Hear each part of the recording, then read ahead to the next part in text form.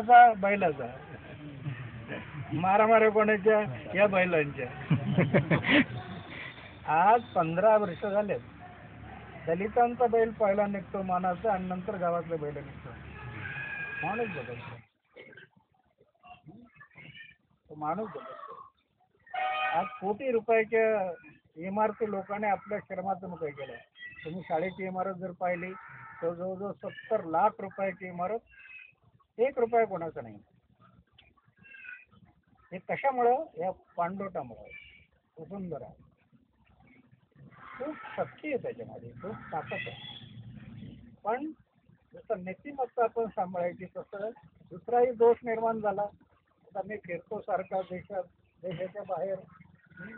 वसुंधरा परिषद राबवली, पाणी आलं, शेतात पाणी आलं, पैसा वाढला आणि गावात दुसरं पाणी आलं. आणि ह्या पाण्याचा पैसा त्या पाण्यात काय होणार? राळेगणमध्ये 35 दारूच्या भट्ट्या होत्या. आज 15 वर्ष झाले कुठल्याच दुकानामध्ये बिडी, सिगरेट, तंबाखू विक्रीला नाही. 15 वर्ष. तेही काम आम्हाला करावं लागणार आहे. आता या आंदोलनाचा आम्ही विचार करतोय, त्याबरोबर हा विचार करतोय आम्ही. आता बांधणीला सुरुवात झाली आहे. त्याच्यामध्ये या आंदोलनाबरोबर जोपर्यंत गावांचा विकास होणार नाही तोपर्यंत हा देश पुढे जाणार. आता लवकरच आम्ही देशभरातल्या लोकांची मिटिंग घेतोय. काही लोक जीवन समर्पित करायला तयार झाले. रिटायर झालेले मिलिटरीचे कर्नल, आता एक कर्नल इथं आलेले आहेत. ते म्हणे मी इथं राहतो, पेन्शन मिळते म्हणे मला पुष्कळ. आज कमीत कमी 30,000च्या पुढे त्यांना पेन्शन मिळते. असे ब्रिगेडियर आहेत रिटायर झालेले. सुप्रीम कोर्टचे, हायकोर्टचे रिटायर्ड जज आहेत. असे लोक आता जे पुढे आलेले आहेत त्यांचा शोध घेऊन आता ह्या कामाशी जोडायचे. याला आर्थिक मदत देणारे माणसं आहेत, पण तेही कोणी नाही. नाही तर उद्या दाऊद इब्राहिम म्हणाल मी देतो तुम्हाला किती पैसे लागते. काय करतो? चारित्र्यशील लोक. अशा लोकांचं आम्ही आर्थिक पाठबळ घेऊन पुढे जर उभी झाली आणि त्याला जोडून हे आंदोलन जर जोडलं, कारण तुम्हाला डेव्हलपमेंट आणि डेव्हलपमेंटला लागलेलं पॉप्युलेशन, करप्शन, हे दोन्ही कामं केल्याशिवाय या देशाला उज्ज्वल भविष्य नाही. निश्चित आम्ही करप्शन करप्शन करप्शन करप्शन करत बसलो आणि डेव्हलपमेंटकडे लक्ष नाही दिलं, काय होणार नाही. नुसतं डेव्हलपमेंट डेव्हलपमेंट डेव्हलपमेंट करत गेलो आणि पॉप्युलेशन वाढत गेलं, 1 रुपयातले 10 पैसे खेळायला जात नाही, काय होणार नाही.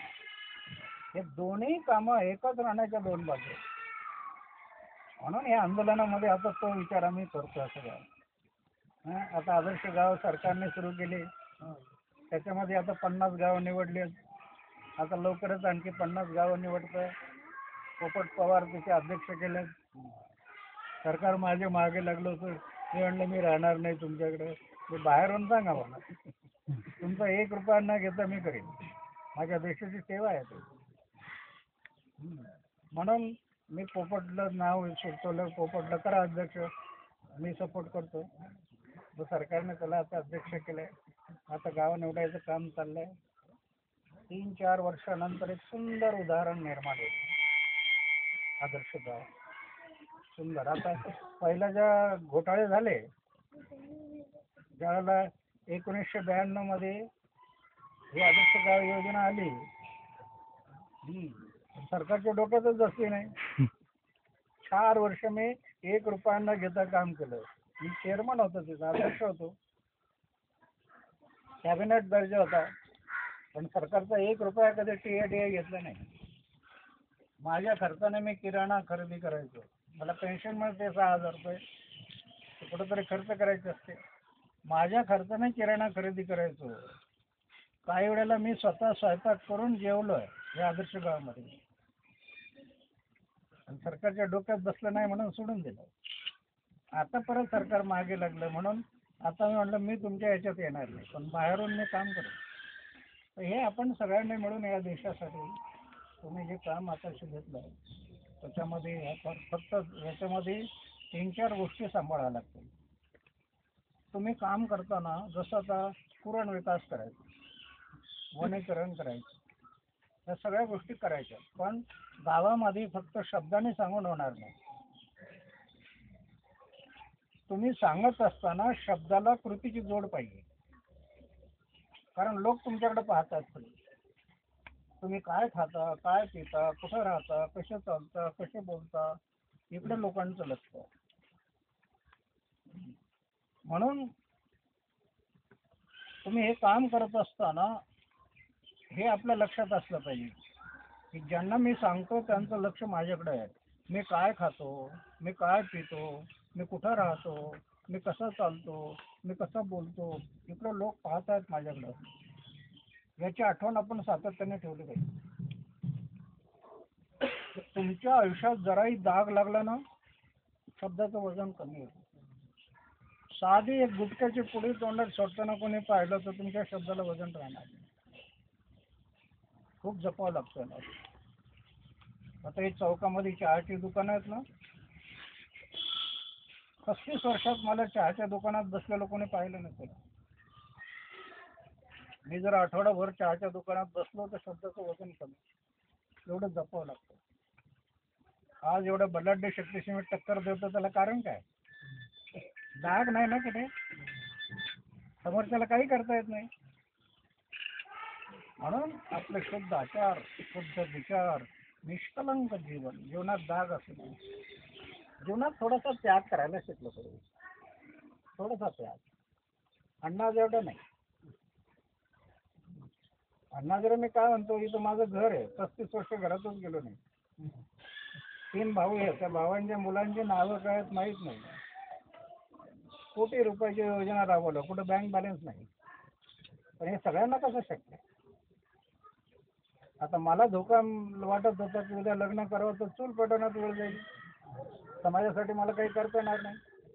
म्हणून मी ठरवलं की लग्न करायचं नाही. पण सगळ्यांना कसं शक्य? म्हणून तुम्ही तुमचा प्रपंच करा. अण्णा हजारेची नकल करू नका कोणी. फार अवघड आहे. तलवारीच्या धारेवर चालण्यापेक्षा अवघड आहे. अरे विश्वामित्राला धोका दिला नाही म्हणा, 1000 वर्षाची तपस्या, 1200 ऋषीला धोका दिला. फार कठीण मी अनुभवलं माझ्या आयुष्यात. पण ईश्वराची काय कृपा झाली, एवढाही दाग लागू दिला नाही तुला. आणि म्हणून एवढं बलाढ्य शक्तीशी मी टक्कर देतो. काही समोरच्याला करता नाही. मी तर काय माझ्याकडे मंदिरात राहतो, झोपायचा बिस्तर आणि जेवणाचं ताट बस. 6 कॅबिनेट मंत्र्यांचे विकेट घेतले ना फरक पडले. काय चारित्र्य, चारित्र्याला जपलं पाहिजे. कार्य करताना शुद्ध आचार, शुद्ध विचार, निष्कलंक जीवन, जीवनात थोडासा त्याग आणि अपमान पचवायला शिका. अपमान, इन्सल्ट, ही तुमच्यात किती शक्ती आहे तेवढं तुमचं यश अवलंबून आहे त्याच्यावर. कारण महापुरुषांना त्रास झालेला आहे, हा इतिहास आहे. ज्ञानेश्वरांच्या झोळी शेण टाकलंय, तुकारामांच्या पाठीवर काट्या मोडल्यात, नाथांच्या अंगावर थुकलेत लोक. आम्ही कोण? की झाडची पत्ती. महापुरुषांची अवस्था केल्यात समाजाने. म्हणून हा इतिहास आहे. म्हणून तुमची सुद्धा निंदा करतील. आता तुम्ही वर्तमानपत्र वाचता का नाही? काय काय म्हणतात माझ्याबद्दल किती वर्ष मी गिळत असतो. बोला काय बोलायचं. सत्य नेहमी सत्य असतं. सत्य कधी खोटं ठरत नाही. हा सत्याच्या मार्गाने चालणाऱ्या माणसांना अडचणीला खूप तोंड द्यावं लागतं, खूप सहन करावं लागतं. पण सत्य कधी पराजित नाही झालेलं आहे आजपर्यंतच्या इतिहासात. सत्याच्या मार्गाने चालणाऱ्या लोकांना अडचणी खूप आल्यात, पण सत्य कधी पराजित झालेलं नाही इतिहासामध्ये. सत्य हे सत्यच असतं. या गोष्टीचं भान तुम्ही ठेवून जर काम केलं तर अण्णा हजारेपेक्षा खूप मोठं काम तुम्हाला करता. रस्ता बिकट आहे, वाट अवघड आहे, पण ती पार करण्याचा जर प्रयत्न केला तर अण्णा हजारापेक्षा खूप मोठं काम तुम्ही करू शकाल असं मला विश्वास आहे. तर मी तुमच्यासारखा तरुण असताना हे काम हाताशी घेतलं आणि आज काही करता ते पाणलोटापासून सुरुवात केलं. पाणलोटातले जे रिझल्ट मिळाले, आज गेल्या 6 वर्षात 5 लाख लोक इथे आलेत देशातून विदेशातून पाहण्यासाठी, प्रेरणा घेतात. तेव्हा आपली गावं अशी करा, जसे इथे काही लोक येतात, पाहतात, प्रेरणा घेतात, तसं आपलं आपलं गाव पुढच्या 3-4 वर्षात एक मॉडेल. अवघड आहे, मी आधीच सांगितलं तुम्हाला, अवघड आहे. एका गावामध्ये 3-4 पक्षाचे लोक आहेत, एका घरामध्ये 3 भाऊ 3 पक्षाचे आहेत, अशा अवस्थेत त्यांना बदलायचं आहे. एवढं सोपं नाही आहे, पण अशक्य नाही आहे. शक्य आहे, शक्य आहे. ध्येयवादी बना, जीवनाचं ध्येय ठरवा, जीवनात जिद्द असू द्या, जीवनात चिकाटी असू द्या, आणि हे जे 5 तथ्य मी सांगितले, चारित्र्याला जपा, आपले आचार विचार शुद्ध ठेवा, जीवन निष्कलंक ठेवा, थोडासा त्याग करायला शिका. हे जर हे 5 गुण जर असतील ना, अण्णा हजारापेक्षा मोठं काम तुम्ही करायचं. चला सर मग फक्त एकच प्रश्न विचारायचा होता की माझा वैयक्तिक प्रश्न आहे तो की बा आपण आपलं हे आता इथं तुमचं एवढं मोठं आंदोलन चालू आहे, तर मला असं वाटतं की बा लोकसंख्या हा फार मोठा प्रश्न नाही आहे का? लोकसंख्या आपल्यासमोर आहे ना. हा, लोकसंख्या जरी वाढती लोकसंख्या हे वाईट गोष्टींचं मूळ आहे. त्याच्यामुळे अनेक वाईट गोष्टी वाढतात. पण लोकसंख्या जरी वाढली, आता जसं ह्या गावात हाताला काम नव्हतं, 6-6 किलोमीटर खडी फोडायला जात होते, आता लोकसंख्या वाढली ना, पण गावात एक ट्रॅक्टर भरायला 4 माणसं मिळत नाहीत. हे सुद्धा आम्ही करू शकतो. एवढं काम वाढलं गावामध्ये की 4 माणसं मिळत नाहीत आज ट्रॅक्टर भरायला. तर हे सुद्धा आम्हाला दुसरा विचार करावा लागेल की आमच्याकडे जरी लोकसंख्या वाढली तरी आमच्याकडे अजून स्कोप खूप आहे. ह्या लोकांना आपण काम देऊ शकू. जो बेकारीचा प्रश्न म्हणतो ना, ते हे जे तुम्ही काम जर शास्त्रशुद्ध पद्धतीने केलं, ते बेकारीचा खूप मोठा प्रश्न सुटू शकेल. ठीक आहे, धन्यवाद.